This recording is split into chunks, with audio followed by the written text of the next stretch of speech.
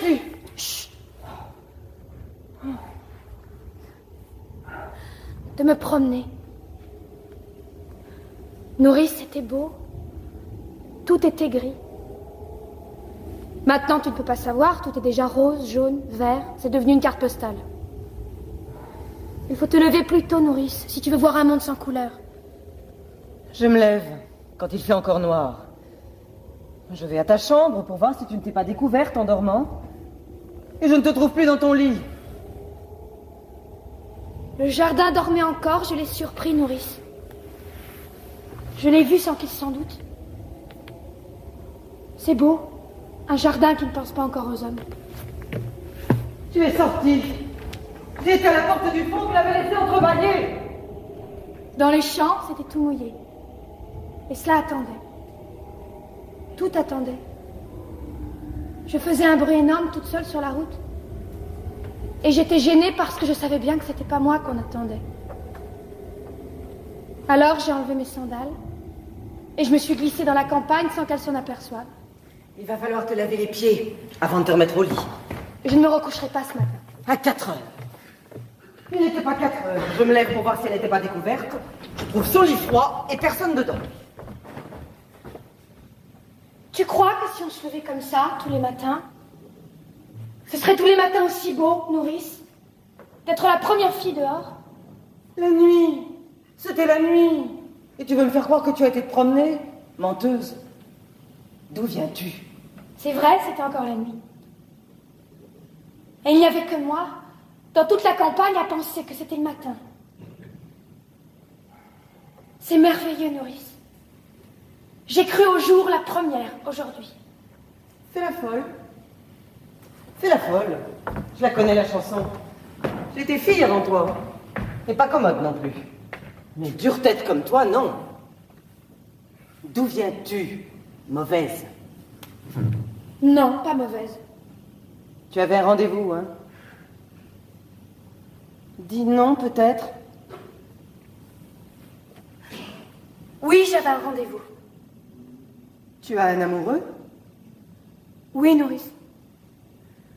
Oui, le pauvre. J'ai un amoureux. Ah, c'est du joli, c'est du propre. Toi, la fille d'un roi. Donnez-vous du mal. Donnez-vous du mal pour les élever, elles sont toutes les mêmes. Tu n'étais pourtant pas comme les autres, toi. À t'attiffer toujours devant la glace, à te mettre du rouge aux lèvres, à chercher à ce qu'on te remarque. Qui est-ce? Un voyou, hein, peut-être. Un garçon que tu ne peux pas dire à ta famille. Voilà, c'est lui que j'aime, je veux l'épouser. C'est ça. Hein? C'est ça? Réponds donc, fanfaronne. Oui, Nourrice. Et elle dit oui. Miséricorde. Je l'ai eue toute gamine. J'ai promis à sa pauvre mère que j'en ferais une honnête fille. Et voilà. Oh, mais ça ne va pas se passer comme ça, ma petite. Je ne suis que ta nourrice. Et tu me traites comme une vieille bête, bon. Mais ton oncle Créon saura, je te le promets. Oui, Nourrice. Mon oncle Créon saura. Laisse-moi maintenant. Et tu verras ce qu'il dira quand il apprendra que tu te lèves la nuit. Et Aimon? Et ton fiancé? Car elle est fiancée. Elle est fiancée et à 4 heures du matin, elle quitte son lit pour aller courir avec un autre. Et ça vous répond qu'on la laisse. Ça voudrait qu'on ne dise rien. Mais tu sais ce que je devrais faire? Te battre, comme lorsque tu étais petite. Nounou, tu ne devrais pas trop crier. Tu ne devrais pas être trop méchante ce matin.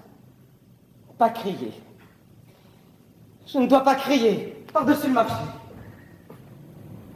Moi qui avais promis à ta mère. Qu'est-ce qu'elle me dirait, ta mère, si elle était là? Une vieille bête. Oui. Une vieille bête qui n'a pas su me la garder pure, ma petite. Toujours à crier, à faire le chien de garde. À leur tourner autour avec des lainages pour qu'elles ne prennent pas froid. Ou des laits de poule pour les rendre fortes. Mais à 4 heures du matin, tu dors, vieille bête. Tu dors, toi qui ne peux pas fermer l'œil. Et tu les laisses filer, marmotte. Et quand tu arrives, le lit est froid. Voilà ce qu'elle me dira, ta mère. là-haut, quand j'y monterai. Et moi, j'aurais honte. Honte à en mourir s'il n'était pas déjà morte. Je ne pourrais que baisser la tête et répondre: Madame Jocaste, c'est vrai? Non. Nourrice ne pleure plus. Tu pourras regarder maman bien en face quand tu iras la retrouver. Et elle te dira bonjour, nounou. Merci pour la petite Antigone. Tu as bien pris soin d'elle. Elle sait pourquoi je suis sortie ce matin. Tu n'as pas d'amoureux? Non, nounou. Tu te moques de moi alors? Oh, tu vois, je suis trop vieille. Tu étais ma préférée, malgré ton sale caractère. Ta sœur était plus douce. Je croyais que c'était toi qui m'aimais. Si tu m'aimais, tu m'aurais dit la vérité. Pourquoi ton lit était-il froid quand je suis venue te border? Nounou, je suis pure. Je n'ai pas d'autre amoureux qu'aimant, mon fiancé, je te le jure. Je peux même te jurer, si tu veux, que je n'aurai jamais d'autre amoureux. Garde tes larmes. Garde tes larmes. Tu en auras peut-être besoin encore, nounou. Et quand tu pleures comme cela, je redeviens petite. Et il ne faut pas que je sois petite ce matin. Tu es déjà levée? Je viens de ta chambre.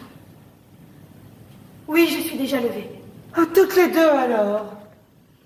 Toutes les deux, vous allez devenir folles et vous lever avant les servantes. Vous croyez que c'est bon d'être debout le matin, à jeun? Que c'est convenable pour des princesses?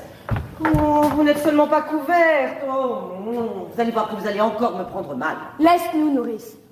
Il ne fait pas froid, je t'assure, c'est déjà l'été. Va nous faire du café.